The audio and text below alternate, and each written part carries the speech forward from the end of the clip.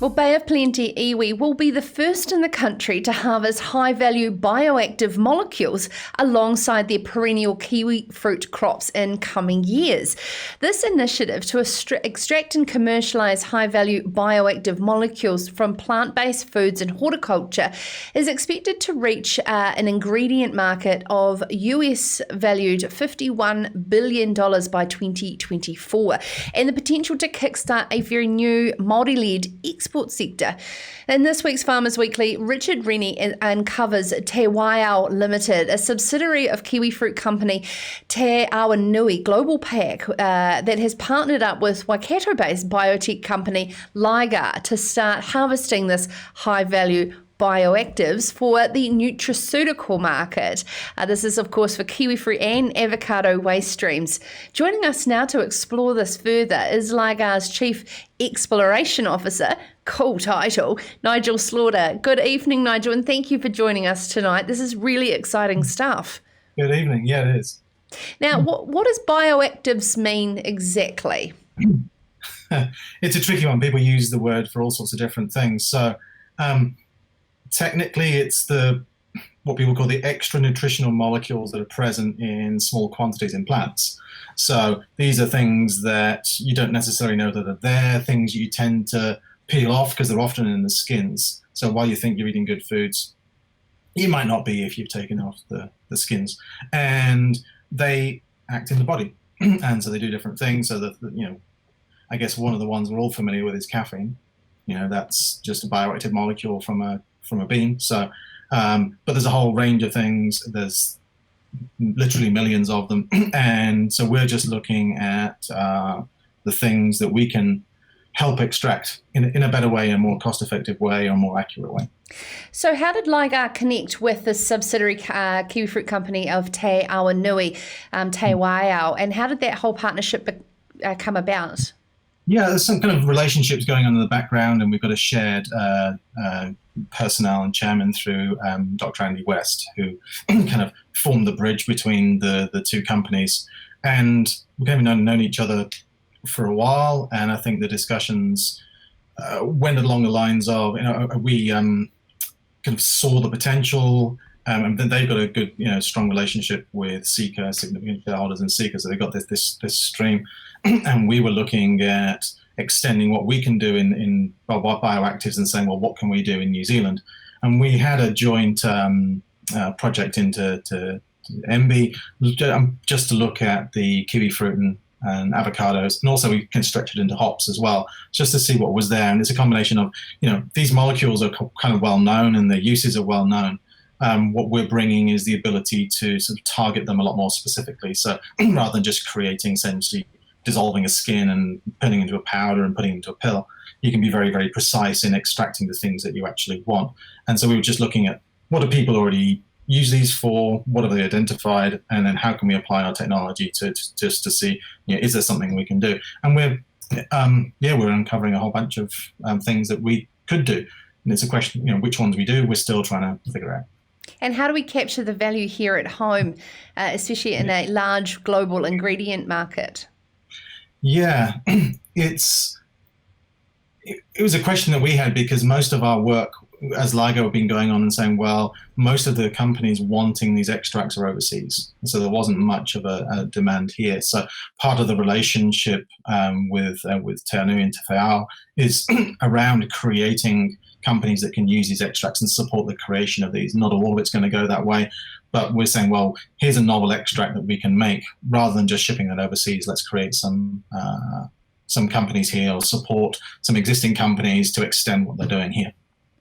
And I understand that you're looking at things like hemp and kava as well. Yeah. So hemp we've been looking at for a very, very long time. And and there's a whole range, and it's a well-known plant for this range of molecules that people are after. And it's actually, the hemp and the CBD market's actually driven a huge increase in understanding of people saying, this thing in this plant is going to give me a health benefit. So just the range of products that have been developed around CBD this, CBD that, even down to I saw some CBD toothpicks, which is just crazy, but anyway. So there's that's driving understanding of what's actually there and what's available. And kava can actually be an opposite way to say, there are some kava plantations growing where there's a well-known toxin, a liver toxin that's in there, so the rest of the plant's good, but if you get the wrong species, or if you concentrate it up, you concentrate up this toxin. So we can then look at it and say, well, can we remove that toxin, right, and let everything else stay? And so, that could make a broader range of the plants available and increase the number, increase the value to the Pacific Islands of the crops they already have. Okay, so with a broad brush approach to this question, in terms of perception is one thing in terms of marketing beneficials, but in terms of the extraction process being blurred with genetic modification or gene editing, the laboratory process around this, how does that differ? So, yeah, and it's a good question. There's a lot of the processes, and there's some really interesting processes out there to make so-called natural molecules where they're essentially being fabricated. Ours is a very soft touch approach. So we take the plant, run it through essentially a gentle extraction process, and then that liquid you pass through our materials, which just grab onto the molecules you're after, and everything else flows through.